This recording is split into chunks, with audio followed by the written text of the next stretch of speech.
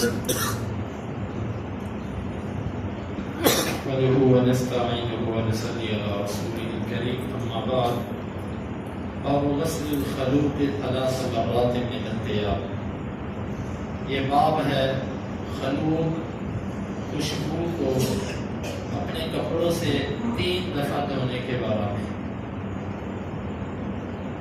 قال ابو عاصم کہتے ہیں کہ ہمیں خبر دی ابن جریج نے، وہ کہتے ہیں مجھے خبر دی عطا نے کہ بے شک صفوان بن یعلا نے اس عطا کو خبر دی کہ بے شک جو یعلا ہیں انہوں نے عمر فاروق رضی اللہ عنہ سے کہا ارینی النبی صلی اللہ علیہ وسلم حین یوحی الیہ، مجھے دکھاؤ وہ کیفیت جس وقت نبی صلی اللہ علیہ وسلم پر وحی کی جاتی ہے. قال فبینما النبی صلی اللہ علیہ وسلم بالجعرانہ، وہ کہتے ہیں کہ اس دوران کے نبی صلی اللہ علیہ وسلم جعرانہ مقام پر تھے، ومعه نفر من اصحابہ، اور آپ کے ساتھ ایک جماعت تھی آپ کے صحابہ کرام میں سے.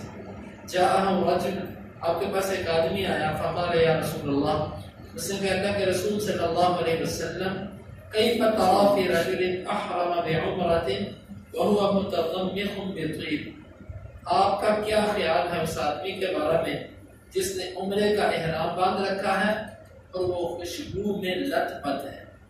فسکت النبی صلی اللہ علیہ وسلم ساعۃ، آپ صلی اللہ علیہ وسلم کچھ دیر خاموش ہوئے. فجاءه الوحی، آپ پر وحی شروع ہو گئی. فاشار عمر رضی اللہ عنہ الی یعلا، عمر رضی اللہ عنہ نے یعلا کو اشارہ کیا. فجاء یعلا، اور یعلا آ گئے. وعلی رسول اللہ صلی اللہ علیہ وسلم ثوب قد اضل به، اور رسول اللہ صلی اللہ علیہ وسلم کا ایک کپڑا تھا، آپ کو اس کپڑے سے ڈانپ دیا گیا تھا. فادخل رأسه، انہوں نے اپنا سر اس کپڑے کے اندر داخل کیا. فإذا رسول اللہ صلی اللہ علیہ وسلم محمر الوجہ، اچانک رسول اللہ صلی اللہ علیہ وسلم کا چہرہ جو تھا وہ سرخ ہو چکا تھا. وهو يغط، اور آپ یوں خراٹوں جیسی آواز لے رہے تھے. ثم سئل عنه، پھر یہ کیفیت آپ سے کھول دی گئی. فقال أين الذي سأل عن العمرة، آپ نے کہا وہ شخص کہاں ہے جس نے عمرے کے بارے میں سوال کیا تھا. فأوتي برجل، اس آدمی کو لایا گیا. فقال اكسب الطيب الذي بك 3 مرات، وہ خوشبو جو تیرے اوپر اس کو 3 دفعہ دو. وانزع عنك الجبة، اور اپنے سے جبے کو تو اتار دے. واصنع في عمرتك ما تصنع في حجتك، اور اپنے عمرے میں وہ کام کر جو تو اپنے حج میں کرتا ہے. قلت لعطاء، وہ کہتے ہیں کہ میں نے عطاء سے کہا اراد الانقاء حين امره ان يغسل 3 مرات. قال نعم، آپ نے بالکل صفائی کا ارادہ کیا تھا جو آپ نے اس کو 3 دفعہ دھونے کا حکم دیا. تو عطاء کہنے لگے جی. خلاصہ باب کا مطلب یہ ہے کہ جس نے احرام باندھا ہو وہ شخص خوشبو نہیں لگا سکتا، لیکن تب جب وہ احرام باندھ چکا ہے. اگر احرام باندھتے وقت وہ خوشبو لگاتا ہے تو یہ جائز ہے.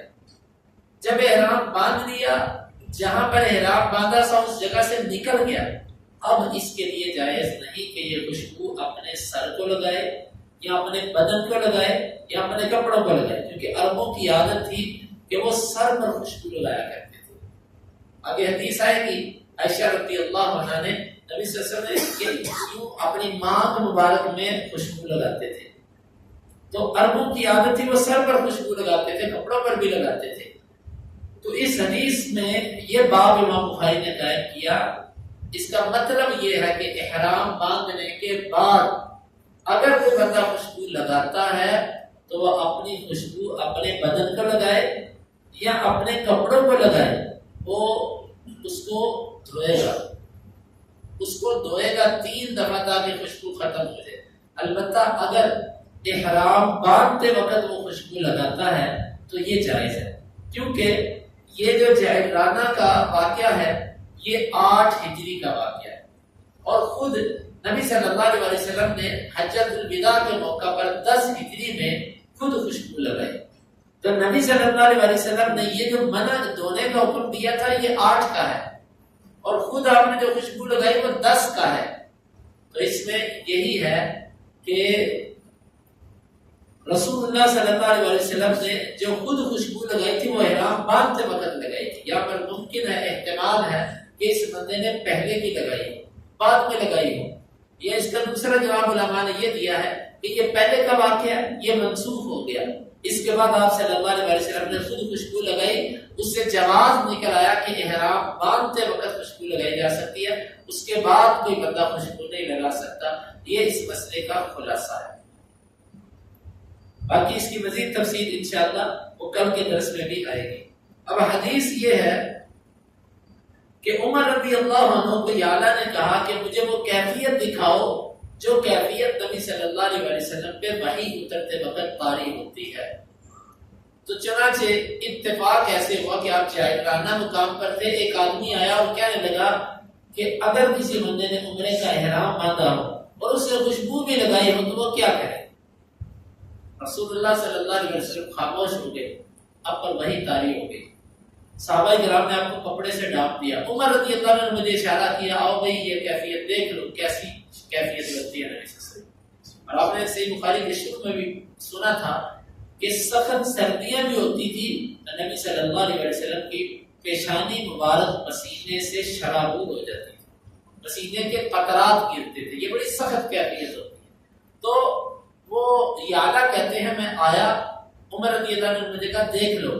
میں نے چادر کے نیچے سے سر ایسے اندر داخل کیا اور نبی صلی اللہ علیہ وسلم کے چہرے مبارک کو دیکھا. آپ کا چہرہ سرخ تھا اور آپ صلی اللہ علیہ وسلم کی نیند والی کیفیت تھی، اور خراٹے جس طرح لیے جاتے ہیں یوں آپ کی آواز تھی. تو یہ واللہ عالم صاحب دیکھیں یہ اللہ تعالیٰ بہتر. مجھے جو محسوس ہوتا ہے یہ کیفیت اللہ تعالیٰ اس لیے لاتے تھے کہ جب انسان سوتا ہے تو وہ دنیاوی معاملات سے ایک دفعہ کٹ جاتا ہے. رسول اللہ صلی اللہ علیہ وسلم پر وحی کے وقت یہ کیفیت شاید اس لیے طاری ہوتی تھی کہ اللہ تعالیٰ آپ کو ایک دفعہ دنیا کے سب معاملات سے کاٹ کے آپ کی پوری توجہ اپنی طرف کرتے تھے. اور جو چیز انسان توجہ سے سنتا ہے نا وہ جلدی بھولتی نہیں ہے. ہمیں چیزیں کیوں بھولتی ہیں؟ ہم جب سن رہے ہوتے ہیں ادھر ادھر بھی دیکھتے ہیں، سوچ بھی رہے ہوتے ہیں، دماغ کچھ اور سوچ رہا ہے، دل کہیں اور ہے، آنکھیں کہیں اور ہے، ہاتھ کچھ اور کر رہے ہیں، پاؤں کچھ اور کر رہے ہیں، 100 معاملات ہوتے ہیں. اور جب کوئی بندہ ایک بات پوری توجہ سے سنتا ہے وہ چیز اس کو بھولتی نہیں. ہمیں خود یاد ہے الحمدللہ 15-20 سال پہلے کے اساتذہ کی وہ باتیں جو بڑی توجہ سے سنی ہیں وہ آج بھی ہمیں یاد ہے. وہ نہیں بھولتی، نہ وہ لکھی ہیں کہیں لیکن یاد ہے. اور وہ باتیں جو بے توجہی سے سنی ہیں وہ اسی وقت بھول جاتی ہیں. تو یہ غالباً واللہ عالم بالصواب اللہ تعالیٰ بہتر جانتے ہیں. شاید اللہ تعالیٰ ایسا اس لیے کرتے تھے کہ پوری توجہ نبی صلی اللہ علیہ وسلم کی وحی کی طرف ہو جائے، آپ کی کسی اور طرف کسی طرح توجہ نہ جا سکے.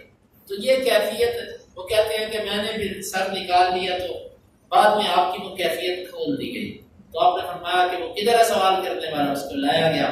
تو آپ صلی اللہ علیہ وسلم نے فرمایا کہ یہ جو خوشبو تو نے لگا رکھی ہے اس کو 3 دفعہ دھونے کا حکم اس لیے دیا تاکہ اس کے اثرات، اس کے نشانات اچھی طرح ختم ہو جائیں. اور یہ اپنا جبہ اتار دے.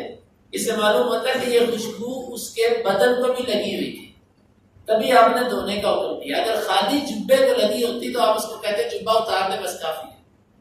آپ نے جبہ اتارنے کا بھی حکم دیا، بدن کو دھونے کا بھی حکم دیا. یہ خوشبو اس کے دونوں حصوں پر لگی ہوئی تھی. اور آپ نے فرمایا تو اپنے عمرے میں وہ کر جو تو اپنے حج میں کرتا ہے. جو پابندیاں حج کے احرام باندھنے میں ہیں وہی پابندیاں عمرے کے احرام باندھنے میں. وہ الگ بات ہے کہ طریقہ دونوں کا ذرا مختلف ہے، لیکن پابندیاں دونوں کے اندر برابر ہے. جو پابندی حج کے دنوں میں احرام باندھنے کے بعد ہوتی ہے وہی پابندی عمرے میں ہوتی ہے. فرمایا کہ تو ان پابندیوں کا خیال کر جو عمرہ باندھ کے کی جاتی ہیں. تو راوی کہتا ہے میں نے عطا سے پوچھا یہ جو 3 دفعہ دھونے کا حکم دیا تھا اس سے آپ صلی اللہ علیہ وسلم کی مراد یہ تھی کہ اچھی طرح صاف ہو جائے؟ اس نے کہا ہاں آپ کی مراد یہی تھی کہ اچھی طرح صاف ہو جائے. یہ ہے واقعہ. مسئلہ بھی میں نے آپ کو بتا دیا خوشبو لگانی جائز ہے کیونکہ یہ واقعہ 8 ہجری کا، آپ نے خود 10 ہجری میں خوشبو لگائی. مزید تفصیل کل. اب اس حدیث سے چند باتیں معلوم. ایک تو یہ ہے کہ استاد کی وہ کیفیت کہ جس سے وہ ناراض نہ ہوتا ہو. طالب علم اس کیفیت کو دیکھ سکتا ہے. جس طرح کہ نبی صلی اللہ علیہ وسلم کی اجازت کے بغیر صحابی نے آپ کے چہرہ مبارک کو دیکھا چادر تھا، تو آپ کا کوئی قریبی کوئی جس میں ایسی کوئی کسی کا عیب نہیں نمایاں ہوتا، آپ اس کیفیت کو دیکھ سکتے ہیں. دوسری بات یہ کہ اگر سوال کیا جائے کسی چیز کے بارے میں اور اس کے بارے میں پتہ نہ ہو انسان کو، تو اس سے خاموش رہنا چاہیے. اب نبی صلی اللہ علیہ وسلم آپ سے بڑھ کر کوئی عالم نہیں ہے مخلوق. سب سے بڑا عالم جو ہوتا ہے وہ نبی ہوتا ہے، اور ہمارے نبی صلی اللہ علیہ وسلم بڑے عالم ہیں، لیکن آپ سے سوال ہوا آپ خاموش ہو گئے. آپ پر وحی آنا شروع ہوئی، آپ نے وحی کے آنے کے بعد اس کا جواب دیا. تو اگر کسی چیز کا علم نہ ہو تو عالم کو خاموش ہو جانا چاہیے، مطالعہ کر کے کسی بڑے عالم سے پوچھ کے جواب دے دینا چاہیے. تیسری بات اس سے یہ معلوم ہوتی ہے کہ نبی صلی اللہ علیہ وسلم پر وحی صرف قرآن کے مسائل میں نہیں آتی تھی. کئی منکر حدیث یہ کہتے ہیں کہ حدیث وحی نہیں ہے، حدیث بھی وحی ہے. اب یہ دیکھیں، ایک سوال کا جواب ہے، آپ پر وحی ہے، آپ نے خود نہیں کیا. اس سے معلوم ہوتا ہے کہ نبی صلی اللہ علیہ وسلم کی احادیث میں زیادہ حصہ احادیث کا وہ ہے جو وحی کے ذریعے آپ کو اس کے جوابات دیے گئے. تو احادیث کی دو صورتیں بنتی ہیں. ایک صورت وہ ہے کہ جو آپ پر وحی آتی تو آپ اس کا جواب دیتے حدیث میں بھی، اور دوسری صورت وہ ہے کہ آپ اپنے اجتہاد سے کسی سوال کا جواب دیا کرتے تھے، اجتہاد کیا کرتے تھے. تو جب کبھی آپ کا اجتہاد ایسا ہوتا کہ اللہ تعالیٰ کو وہ منظور نہ ہوتا، پھر اللہ تعالیٰ وحی کے ذریعے آپ کو حکم فرما دیتے کہ آپ اپنا فیصلہ تبدیل کر دیجیے.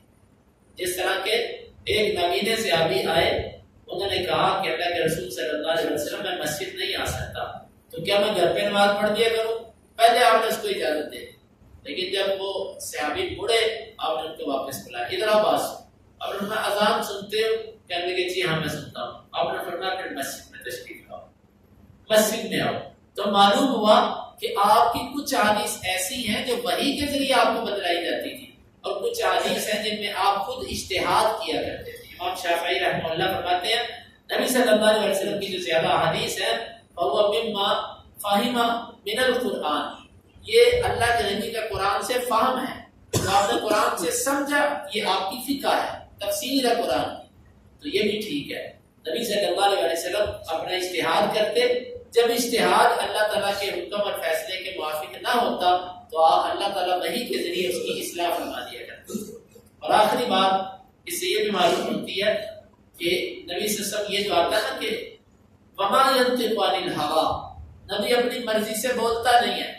اس کا مطلب یہ ہے کہ نبی صلی اللہ علیہ وسلم جب کسی مسئلے کی اللہ کی طرف نسبت کرتے ہیں تو وہ اپنی مرضی سے نہیں بولتے.